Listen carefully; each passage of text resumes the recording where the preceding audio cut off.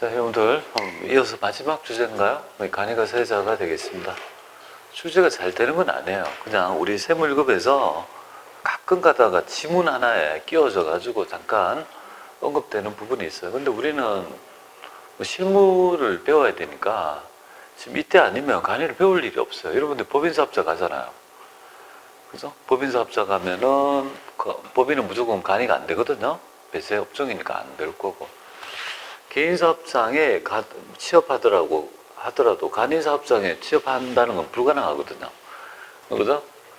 그러니까 여러분들이 이 제도를 알려고 하면은 내가 이제 사업을 했을 때, 개인사업 했을 때, 간이인 경우에 이걸 관심을 가질 수밖에 없는 거예요.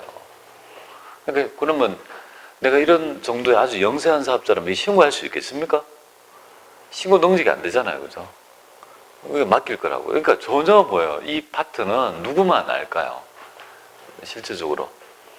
이 신고 업무를 해볼 수 있는 사람은 세무대리업체에 종사하는 뭐 세무법인이랄지 세무사무소 직원 있죠. 신고 대리할 때 해볼 수밖에 없는 그런 부분이 돼요. 근데 우리 가족이나 배우자가 처음에 장사를 좀 작게 했을 때 간이가세자를 등록해서 만약에 사업을 영위한다고 했을 때 기본적 개념을 안다라면요 되게 도움이 될 거다. 그런 측면에서 조금 들어보시면 좋겠습니다. 혹시 여러분들 개인사업장을 개인사업장에 취업을 하시는 분들은 사장님이 본연적인 사업 말고 다른 사업체가 꼭 있어요. 그럴 때 개인사업장이 꼭 하나씩 끼운다고요. 법인사업. 그것도 내가 어느 정도 알아야지, 그죠? 뭐 기장이랄지 이런 얘기가 통할 거 아니겠습니까? 자, 그런 거 한번 살펴보죠. 자, 간이가세자는 일단은 뭐냐면 우리 과세사업자 중에 하나의 유형이죠. 우리나라는 과세사업자를 트랙을 두 개로 관리해요. 모든 기본적인 전단계 세액공제법 하에서이죠. 모든 세금계산서를 끊고 받고 해서 신고할 수 있는 자를 일반 과세사업자라는 거예요. 자, 그런데 그 과세사업자 중에서 너무 영세한 사업자는 신고 업무를 못 해요. 그죠? 신고 업무, 우리 길 가다 보면 분식집 있죠? 분식집에 보면은 할머니 혼자, 그죠? 서빙하고 이렇게 라면 끓여 가지고 하는 그런 가게 있잖아요. 그런 가게 할머니 보고 부가세 신고하라면 신고할 수 있겠습니까? 신고할 수 없다고요. 또 세금계산서 교부하라면요. 신고는 따로 해주지만 세금계산서 그때마다 교부하기가 상당히 녹록지 않는 거거든요. 할 수 없는 자한테 하게 하면요. 그죠? 결국은 뭐냐면 반항을 하죠. 그죠? 아예 안 해버린다고. 협력을 안 해버린다. 그래서 어쩔 수 없다. 그래서 계력 같지만 버릴 수도 없고 그렇다고 가지고 있으니까 피곤한 존재가 바로 전단계 공제법이라는 이 테두리 안에 없는 사업자가 바로 간이가세 사업자입니다. 일단은 우리 법은 금액 가지고 구분해요. 그래서 금액이 공급가액 아니에요. 공급가액이 아니고 공급대가 기준입니다. 공급대가 기준. 그러니까 밭도 포함이죠. 그죠? VAT 포함 금액을 의미합니다. 밭도 포함해서 그 금액이 4,800만 원 미만인 개인사업자를 얘기해요. 4,800이 미만인 개인사업자면 되죠. 그러니까 법인은 뭐예요? 법인사업자는 안 된다는 거잖아요. 규모가 있다고 봐서 간이를 배제해버리잖아요. 그죠? 개인사업자다. 그런데 기준이 뭐냐면요. 언제 시점에 있잖아요. 4,800이냐 이 말이죠. 두 가지 경우가 있어요. 첫 번째 신고할 때 뭐야? 나는 간이 할 거예요 라고 해서 스타트 할 수 있는 거고, 내가 장사를 하다가 뭐야? 처음엔 1,000만 원이었는데 그리고 간이었다가 자꾸 장사를 하니까 매출이 늘어나요. 늘어나서 내가 있죠. 4,800이 넘어가면요. 그럼 나는 일반이 되는 거잖아요. 그럼 일반을 적용하는 기준 시기가 필요할 거 아니에요. 네가 일반이라는 4,800만 원을 그저 넘었다는 걸 안 시점 있죠. 알아서 적용하는 시점부터 적용할 거 아니겠습니까? 그러니까 이제 여러분이 그것까지 알면은 이제 우리 신고는 언제 받죠? 1월 25일에 받잖아요. 그럼 그때 과세관청에서 알아가지고 적용을 언제 할까요? 바로 있잖아요. 1기부터 적용할 수 있겠습니까? 불가능해요. 그러니까 항상 간이는요, 하반기부터, 그죠? 크로스로 해서 이제 그 다음에 이렇게, 그죠? 하반기부터 할 수밖에 없는 거예요.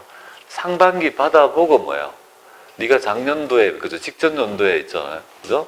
공급 대가가 얼마인지 알아가지고 적용은요. 그죠? 1월 1일부터 못 한다고요. 항상 하반기부터 해서 있죠. 적용할 수밖에 없는 거예요. 그리고 만약에 일반이 됐다가 또 떨어질 수도 있잖아요. 내가 갑자기 6천만이었다가 일반이 됐다가 갑자기 3천밖에 안 돼서 떨어지면요. 또 간이로 가야 될 거 아닙니까? 그때 적용도 뭐예요? 받아보고 네가 있잖아요. 적용할 수 있는 시기는 항상 뭐예요? 그죠? 하반기부터 해서 1년 동안 요렇게 있죠. 들어간다는 점도 좀 알아주시면 좋겠습니다. 여러분들 이걸 알아야 되는 이유가 뭔지 아냐면 이런 거예요. 저는 제가 옛날에 직접 당했던 건데요. 저희 그 사장님이 대표이사께서 있잖아요. 자기 대표이사 와이프가 조그마한 가게를 한대요. 그래서 조그마한 가게를 하는데 이거에 대해서 간이를 할지 이런 걸 잘 모르니까 제가 좀 얘기를 해줬죠. 그러니까 너무 좋아하는 거예요, 막 그죠. 그죠? 그러니까 법인에 있지만은 있죠. 실제로 그렇게 유관된 업무를 뭐야, 그죠? 코치를 해주면 되게 신임을 해줘요.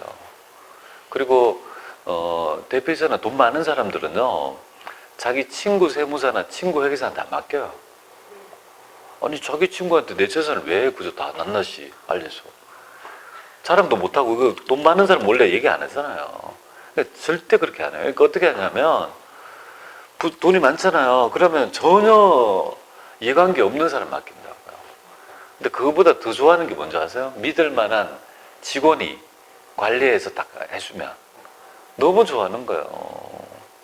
그죠? 그렇잖아요. 왜냐하면 매일 회사에 있으면서 통제를 할 수 있으니까 자, 그죠? 믿을 만한 친구라면 그게 좋은 거 아니에요. 그래서 제 경우가 그랬어요. 그렇게 하니까 되게 뭐예요? 종합부동산세 신고할 때 모시고 가고 대송에서 잘 모르시잖아요. 그죠? 종합부동산세 있잖아요. 부가세목 할 때 신고할 때가 있어요. 부과하거나 신고 납부할 때가 있었다고요. 정부에서 부과될 때도 있고 신고 납부할 때 뭐 지금 뭐 통합세무서 있잖아요. 강남에 모시고 가서 코로나하고 똑같아요. 천막 치고 막 사람들이 아니 지금 똑같아도 막 그죠? 신고한다고 처음에 저 봉투 들고 전부 다 처음이니까 잘 몰랐다고요. 신고할 때 전부 다 종합부동산. 그러니까 이제 그 대표께서는 좀 앉으시라고 제가 줄을 서는 거예요. 줄을 서고 이제 쭉 해서 이제 제 옆에 있다가 이제 나이도 많으시 좀 약간 권위가 있어 보이잖아요, 그죠? 이렇게 해서 제가 신고하고 옆에 안내 좀 해드리고 해서 딱 마무리하면 되게 좋아하지 않겠어요? 뭐 그런 거예요.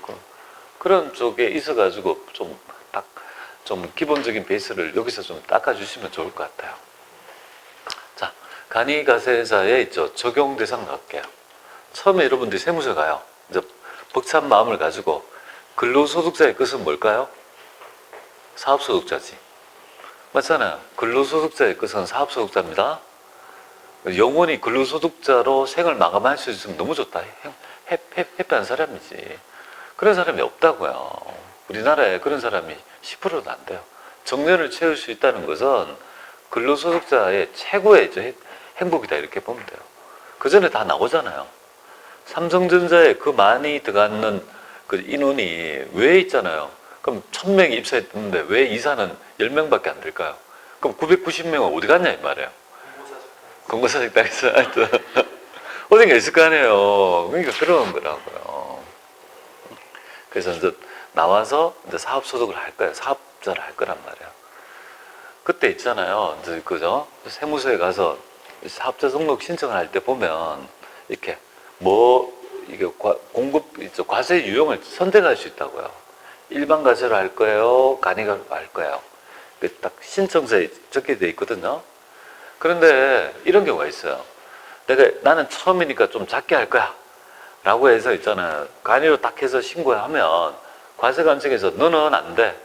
너는 1번부터 스타트해 라고 하는 있어. 업종을 배제하는 게 있다고요. 그 왜 그러냐면 여기 지금 취지를 말씀드렸는데 첫 번째 법인사업자는 안 돼요. 법인은 간이를 배제해요. 넌 법인사업자가 간이로 한다? 안 된다. 왜냐하면 규모가 있다고 신고 능력이 있다고 보는 거예요. 그 다음에 광업, 제조업, 동업, 도매업 등 있죠. 이런 업종.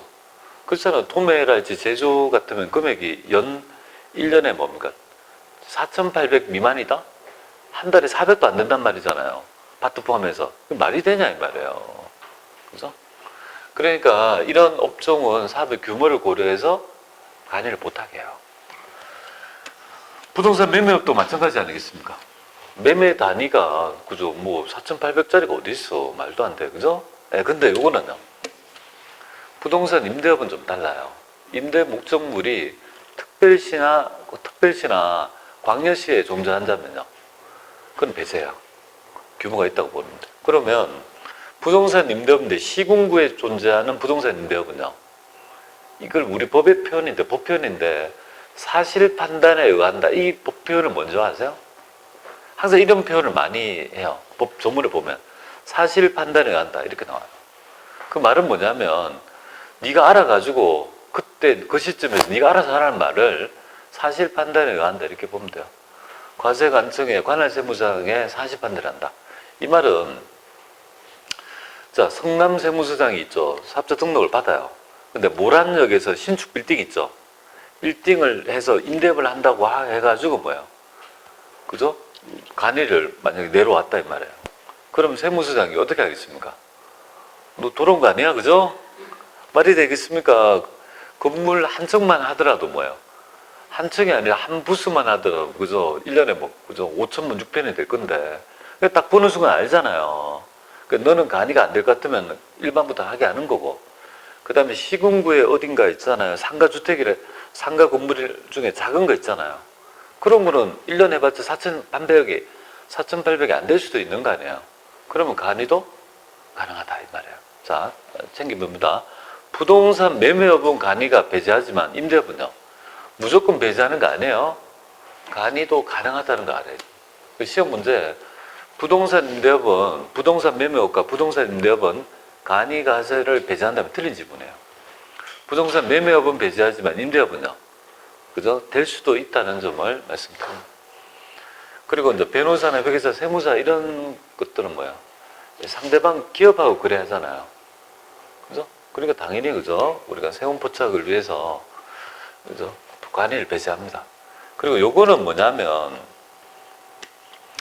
기존에 일반 과세사업장을 가지고 있다면 내가 홍길동 씨가 있잖아요. 송파에 음식점을 하나 가지고 있어요. 땡땡갈비 일반 과세사업장이에요. 근데 성남에 와서 여기 누코아에 그죠 푸드코트에 입점하려고 보니까 사업자를 내려보니까 좀 처음에는 좀 부스가 작아요. 그래서 간이를 딱 내면 뭐라는 줄 아세요? 딱 등록을 해보면 이 사람이 사업장을 가지고 있는 거 알잖아요. 너는 기존에 일반 과세사업장을 가지고 있고 신고 능력이 충분한데 웬 간이 배제해버려요. 그러니까 신고 능력이 있다고 보면 도매급으로 뭐예요? 그 이후 기간에 간이를 배제한다. 그렇게 보시면 되겠습니다. 그런 지문에 막 섞여 놓으니까 좀 보시고요. 과세 유형의 적용이 바로 아까 전에 말씀드렸던 거예요. 그죠? 예, 하반기와 그 다음 연도 상반기를 이렇게 걸쳐가지고 적용할 수밖에 없는 거죠. 왜 그러냐면요. 2018년도에 스타트 했어요. 간이 과세 하겠다고 해서. 그래서 1년 동안 3천만 원을 했어요. 그죠? 3천만 원 했어요. 그럼 이때는요. 3천만 원, 직전 연도에 3천이니까 이 연도는 무조건 뭐예요? 다 직전 연도 기준이니까 이때는 다 간이를 해준다고요. 그런데 그 다음 연도에 뭐예요? 그죠? 9천만이 된 거예요. 이 9천만의 신고는 언제 알 수 있습니까? 여기 2020년도 1월 25일 날 확정신고 돼야 알 수 있잖아요. 그런데 상반기부터 그죠? 일반 과세를 적용해 줄 수 있습니까? 4,800이 넘었는데 그죠? 그게 안 된다고요. 신고 받아보고 너가 직전 연도 뭐예요? 요 시점에 직전 연도에 그죠? 4,800 미만이 아니니까 일반으로 하되 일반 과세의 있죠. 적용은요. 항상 요때 못하죠. 이렇게 그죠? 해당이죠 하고 그 다음 연도에 상반기까지 이렇게 적용한다고 보면 되겠습니다. 뭐 그런 거 좀 말씀드립니다.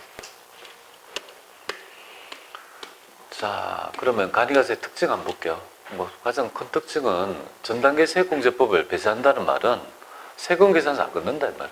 매출세액에서 매입세액이라는 자체가 없다 이 말이에요. 그런 거 없다. 그러니까 세금계산서를 끊지 않는다는 말은 세금계산서에 관한 관련 가산세는 없다는 거예요. 그리고 여기서 간단하게 있죠. 여러분들 이거 하나 해볼게요. 기본예제. 기본예제에서 매출세금계산서 있죠. 매출세금계산서 1,000만원짜리 하나 하고 매입세금계산서 700만원짜리 이렇게 해서 부가치세 얘는 100만원 70만원 이렇게 납부세액은 얼마가 되겠습니까? 30만원 요만큼을 좀 빼고 플러스 납부세액이 이렇게 될 거 아니에요, 그죠? 이렇게 되겠죠, 그죠? 요 자료를 가지고 뭐예요? 간이가세자는 어느 정도 내는지 한번 살펴보도록 할게요. 일반 가세사업자라면요 30만원 내잖아요. 매출세금계산서하고 매입세금계산서 했다면 납부세액이 30만원 낼 거 아니겠습니까? 업종을 뭘로 할까? 간이가세 중에 업종에 따라 그죠? 부가율이 좀 다르거든요. 여기 업종에 따라 음식점 할까? 그냥 만만한 게 음식점이니까 간이에 있죠. 대표적인 업종은요 음식이에요. 근데 숙도 아니에요. 숙박업이 뭐예요? 숙박업이 말 그대로 있죠. 간이가 되겠습니까? 아니 모텔인데 뭔 그게 4,800이 안 돼. 그죠? 말이 안 되잖아요. 그러니까 이 숙박업에 해당이 되려면 간이가 되려면 시골에 여인숙 있잖아요. 맞잖아요. 막 그죠? 아주 작은 그 정도밖에 안 될 거라고요. 그러면 이제 살펴보면 간이의 대표 업종은요 음식점이 되지, 그죠? 그 다음에 뭐 전기, 가스, 수도 사업 하면 5%밖에 안 되는데 제조업은 20%다 이 말이잖아요. 10%에 10%면 헷갈리나? 그래요. 좋아요. 그럼 소매업 할게요. 네, 보겠습니다. 그리고 소매업종이라 가정하겠습니다. 여기 기본에 하고 소매업종이라 할게요. 소매업종이라 음식점업 이렇게 가지고 소매업, 음식점업 똑같습니다. 자, 간이는 이렇게 계산해요. 어떻게 계산하냐면 전단계 세액공제법이라는 게 없잖아요, 그죠? 없기 때문에 있죠. 매출세액에서 매입세액이라는 자체가 없어요. 그럼 자체가 없다고요, 그죠? 그러니까 자체가 없으니까 간이는 납부세액부터 해요. 납부세액부터. 납부세액 요거 단계를 해볼게요. 납부세액은 얼마를 내냐면 납부세액은 얼마냐면 지금 현재 보면은 공급대가가 얼마죠? 여기 공급대가가 포함하면요. 포함하면 여기 1,100만 원 이렇게 되잖아요. 1,100만 원 이렇게 되잖아요. 여기 공급대가 이렇게 되잖아요. 그죠? 납부세액은 공급대가 1,100만 원이잖아요. 1,100만 원에 10%를 곱해요. 그죠? 부가치율을 곱한다고요. 그 다음에 그 업종별 뭐예요? 여기요. 여기 뭐냐면 업종별 뭐예요? 요 업종별 부가율이라고요. 부가율. 요거 10% 요거 끌어왔는 거라고요. 여기에 10%를 때린 거예요. 그죠? 우리는 보통 여기에서 10%를 때렸잖아요. 그죠? 물론 얘는 공급가의 기준이었지만 공급대가에서 자기 업종의 부가율 있잖아요. 요거 10%에 10%를 때린다고요. 그러면 이 금액 얼마가 되겠습니까? 11만 된다고요? 자, 11만 됐어요. 그 다음에 뭘 납부세액이 돼요. 그 다음에 지금 여기에서는 안 나왔나? 그냥 말았나? 여기 세액공제가 있는데 여기서 참고할게요. 자, 세액공제 있습니다. 여기서 납부세액 세액공제 제도가 있어요. 그래 차감 납부가 되는데요. 세액공제 제도는 우리 매입세금 계산서 받은 거 있잖아요. 이거. 그죠? 여기 70만 원 있잖아요. 그죠? 70만 원. 여기에 좀 공제를 해줘요. 여기 얼마만큼을? 10%만큼을. 그럼 요거 금액이 얼마가 되겠습니까? 7만 원 되겠습니까? 세금 계산서에 의해서 받은 매입세액 있죠? 세액에서 10%죠. 똑같이 맞춰준 거예요. 그럼 7만 원 빼주면 4만 원 되겠습니다. 그죠? 그럼 얼마, 일반 가세자는 얼마 내요? 30만 원 내는데 간이는요? 4만 원 내고 엄청난 차이가 있잖아요. 이렇게 구한다 이 말이야. 구조만 아세요. 그냥 뭐 그죠? 나중에 정산에다 이렇게 입력하면 되니까. 아, 그래서 왜 간편가세 하는지 그죠? 그 구조를 알아가지고 아, 이렇게 좀 적게 내는 거구나. 그런 정도만 아시면 될 거 아니겠습니까? 자, 그래서 여기 보시면 그죠? 이렇게 해서 이제 납부세액이 공급대가에서 업종의 부가치율의 10%를 낸다 그죠? 그다음에 세금 계산서 못 끊어요. 그래서 그 다음에 이제 좀 차이 나는 거 볼게요. 과세 기간은 어떻게 됩니까? 독특하게 상반기 과세, 하반기 아니에요. 반기가 아니고 연차 과세예요. 1년 단위로 과세하는 거죠. 간이과세자는 그죠? 그죠? 상반기 한 번, 하반기 한 번, 1기, 2기 개념이 없어요. 그냥 1년에 토탈에서 해요. 그러니까 얘는 중간이 예정 고지가 언제 될까요? 7월 달이 되는 거예요. 맞잖아요. 1년을 대상화하니까 중간에 예정 고지는요. 7월 25일이 되고 고지 납부가 원칙이지만 똑같은 규정이에요. 30만 원이라면 소액 미만이라면 소액 부진수하고 또 뭐예요? 만약에 얘가 사업 부진 등이 있으면 신고 납부도 뭐예요? 개인사업자는 가능하다 있죠? 그 똑같은 규정이 오고 단지 차이 나는 부분이 뭐예요? 그 연차 과세고 있죠. 예정 고지하는 부분이 한 번이니까 그때가 달라진다고 보시면 되겠습니다. 자, 그 다음에 여기 볼게요. 납부 면제 규정이 가장 중요하죠. 자, 그러면 여기서 보시면 구조를 보면 이 4,800만 원이라는 부분에 의미가 있잖아요. 그죠? 그럼 4,800 위는 뭐가 됩니까? 일반 과세 사업자라는 말이잖아요. 그죠? 그럼 4,800 밑으로는요? 여기 4,800 밑으로가 이제 간이다. 그죠? 여기까지가 0이라고 가정하면 여기에 있는 영역이 뭔가? 간이가 되잖아요. 그죠? 간이과세자가 되는 거 아니에요. 그죠? 이 영역이? 근데 이거 보세요. 간이과세자가 해당 과세기간 1년 동안의 공급대가가 얼마? 3천만 원도 안 되면 뭐예요? 그나마 조금 내는 부가치세도 면제하는 규정이에요. 그러면 여기에 요 금액이 4,800 밑에 있죠. 요 금액이 3천만 원 뭐예요? 요 밑에 있는 요 안에 있는 3천만 원만큼은 이쪽은 뭐예요?